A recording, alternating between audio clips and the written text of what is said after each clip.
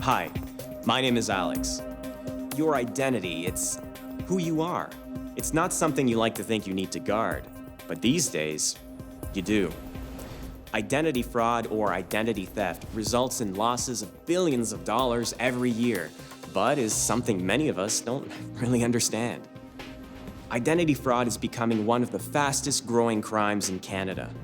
Thieves become you, gain access to your finances, make purchases and incur debts in your name. And today, this can happen in ways that you never thought possible.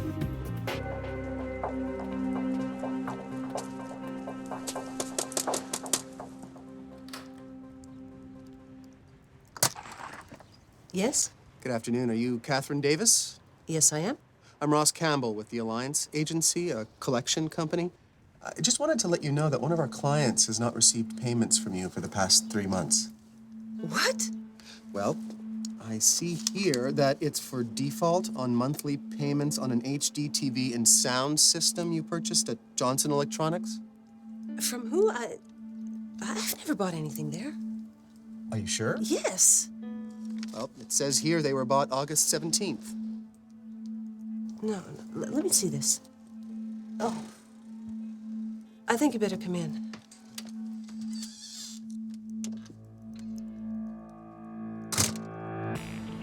It was like my worst nightmare. This fellow shows up out of the blue telling me that I'd bought a $3,600 TV and sound system and that I hadn't made any payments on that for the past 3 months. It was just ridiculous. Is this your signature? I never bought anything at Johnson's, and I certainly didn't miss any payments to them. You can deal with it through them. But what really upset me was looking at the sales receipt, and there was my name, my address, my social insurance number, and a copy of my signature. Catherine is a victim of identity fraud. She discovered that the imposter bought a TV months ago, made 2 payments, and then stopped, leaving her on the hook for the balance. Then the credit bureau tells me that in the past few months, 4 new credit cards have been issued in my name and sent to this address I've never heard of, and that now I owe almost $8,000. Well, I was shocked. I mean, how could someone do this to me? Crooks can create an illusion that they really are you. Once in that position, they can transfer money from your accounts, apply for loans and credit cards, redirect mail, buy merchandise, vacations, and even homes. Basically, it ruins your life for years to come. So, how does our private information get into the wrong hands? Well, one of the more obvious ways is theft, plain and simple. Stolen items like a laptop, wallet, purse, or passport provide plenty of information for identity theft. Keep an eye out for mail theft too. Often your mailbox can hold a wealth of private information. For example, bank and credit card statements, new checks, credit card offer, and tax information.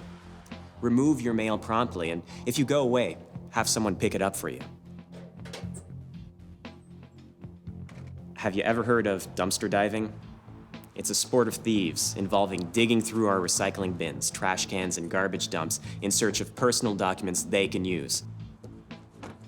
But this is not all thieves can use. With new technologies come new forms of scams.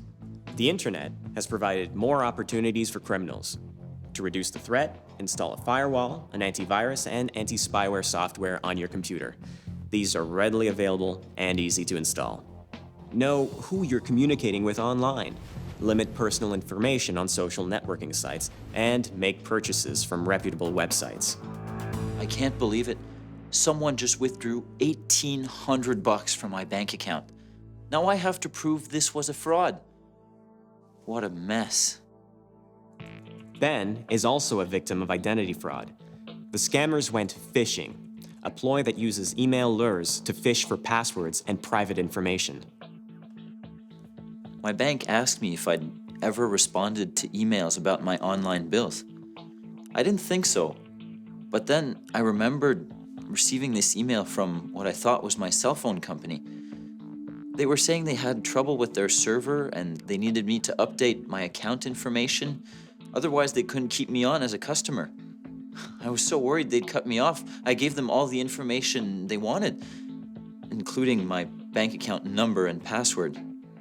What a mistake. No one should ask you for your PIN or password. Never give out any personal information unless you know who you're dealing with. Eventually, I learned how all my information was stolen. It started with mail theft. They just found my bank statements in my recycling bin. And with that, well, they could apply for credit in my name. I thought I was protected if I just tore my statements in half. While we can't prevent identity theft entirely, we can minimize the risk. Here are just a few more steps to avoid it. Always check your credit card and bank statements carefully for anything unusual. Change your passwords regularly.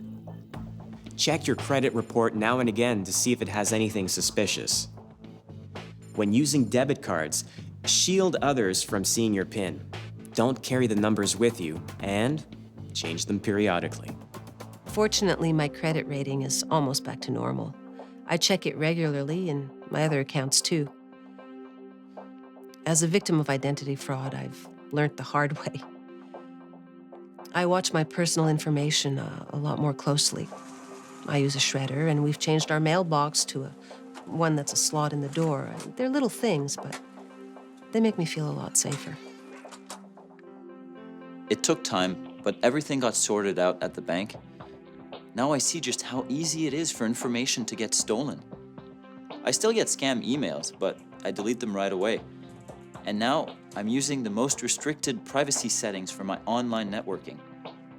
I'm really careful about what I give out to anybody. Okay, so let's just say it happens. Your credit card statement lists things you never bought. Your credit rating is in jeopardy.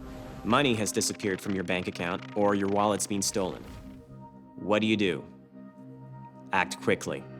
Call all your credit card companies and your bank to let them know what's happened. Ask them to put a hold on all your credit and debit cards. Next, call the police and report all the details. Then, contact one of the credit bureaus to check the status of your credit and put a fraud alert on your file.